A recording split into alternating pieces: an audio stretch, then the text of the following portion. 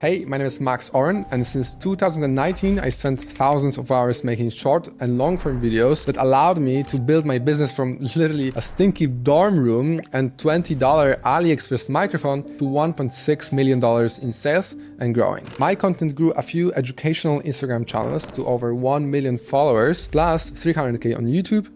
And I'm making this video because I want you to do the same, and I don't want it to take so long for you as it took me, and I would definitely not have been able to do it all without all of these lessons you're about to hear. One of the most groundbreaking lessons was that the value in content, where content is about providing value to others, does not mean what everyone thinks. We are here to make money from your course, coaching, or any digital product. That's why we use YouTube, Instagram, TikTok to make videos that attract people who want to buy your info product.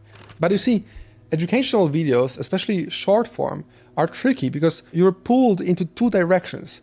On one side, to actually teach effectively, someone must be able to replicate what you've taught them without that they haven't learned, right? The problem is that it requires a few minutes at least, right, to explain and teach. And this is what makes your video too long and too complicated. And if it's not easy and fun, right, especially for short form, people scroll. They never see it, and in the end, no views for you. We scroll to forget, not necessarily to learn, right? So in our spectrum, here we have educating, and here we have basically entertainment. So to go from here, where most of people actually are with their content, they're educating a little bit too much, to here, we usually just trim the details to a minimum. That means they will not actually learn as much, right? But over the years, after 1,000 videos made and over 1,000 made under my supervision, I've learned that it's about whether your audience feels they've learned, not whether they actually learned something. Beginners think that value is about more info, more complexity, or explaining more why and how. But here, when making content, what value actually means is giving people clarity, giving them quick payoffs, and making them feel smarter, more inspired, and, empowered overall. This all is what makes people trust you and like you. The best videos I ever made, everyone was saying that, oh, you made it so easy to understand. What I found is also this whole thing fixes the problem with any kind of creative block. After a few months of making daily videos, I started to get stuck and sitting way too late into the night to, release the video. However, as soon as I realized that people need something to inspire them, something that will make them feel like they got value, even if I haven't actually shared as much as I wanted, not only did I get better views, but also making videos became a fun game instead of like this constant battle of packing more and more value into the videos. Then one thing I realized way too late is that different platforms put people into a different mindset. People scrolling through reels and stories are in high dopamine mode, looking for the next hit basically, right? Telling them to go watch your long YouTube video might get you a couple of dozen of views, but it's not gonna cut it. You'll be playing anyways against the algorithm. But that's all right, because short form content is great to test your ideas. So we test which idea got higher views, for example here, and then we go in depth about those topics on YouTube. This is also how I managed to go viral with 5 or 10 of my first videos that now have like 400 or 700k views, all without making long form video in my life and having cringe speaking skills, bad quality and whatnot. All thanks to first seeing what people really resonate with and then pushing that into another platform. This is also what a lot of people do with Twitter, for example. Go write a ton on Twitter and see which resonated the best and what got the highest amount of views. And that brings me to the next point, which blew my mind a lot, because for short form videos especially, every success I see is determined by how shareable it is. So what matters is the shares per 1,000 views. This is also what Instagram CEO said recently, and this surely makes a ton of sense. Every single video that we've ever made that outperformed every single other one by 10x was exceptionally easy to watch, easy to understand, and had a ton of wow factor to it. All this made the video shareable, and since people are on dumb mode, on short form especially, you need to be dumb proof. The trick here is that it's often way harder to make something clearer and simpler while keeping the same value inside. This is why I would never not script a short form video. This is just a few lines of text, and there's so many, as you can see, things can go wrong. Every second matters. You'll waste a ton of time if you don't script your videos, especially on short form. The next big thing I've learned after thousands of hours of making content that can really cut years of your grinding if you do it right is the quantity versus quality war. I love how confusing it is for people. Put simply, quantity builds skill and gives you data. Quantity is the path to quality. It's quantity to the power of quality divided by your perfectionism.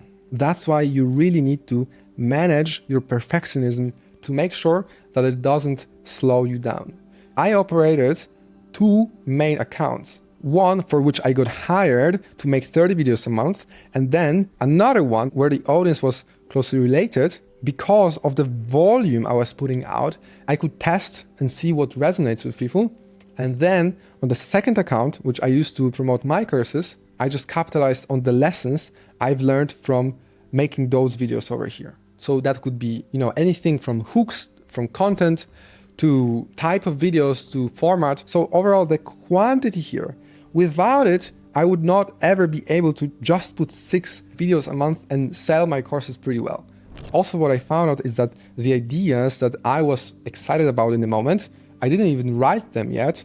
Those were the ones that usually work the best. So I would definitely recommend acting on ideas fast, or at least write them down or make a voice note with a quick brain dump. Now, if you have not yet posted or you're struggling with consistency, I struggled a lot with analysis paralysis, as they say, where you realized how much quality is important and you never find the perfect video idea. You never finish the script because you are never happy with this sentence or this paragraph, or you're not happy with your delivery, right? So you never actually start or continue. YouTubers a lot, you get a huge success and then you realize how much work goes to a single video to make it pop off. You just get paralyzed because you need to top your previous bar you set for yourself. But what I've learned over the years is that tomorrow is another day and the day after that. So it doesn't matter because you're probably run out of ideas anyway.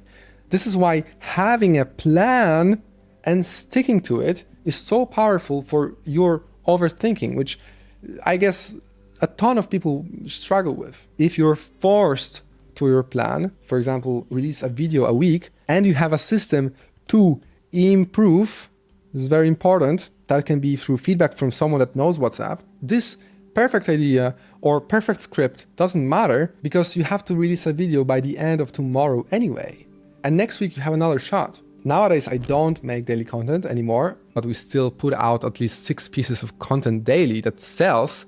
And that brings me to the most reassuring lesson that I had. If you make videos that people love, they will buy anything you put in front of them. It will just sell.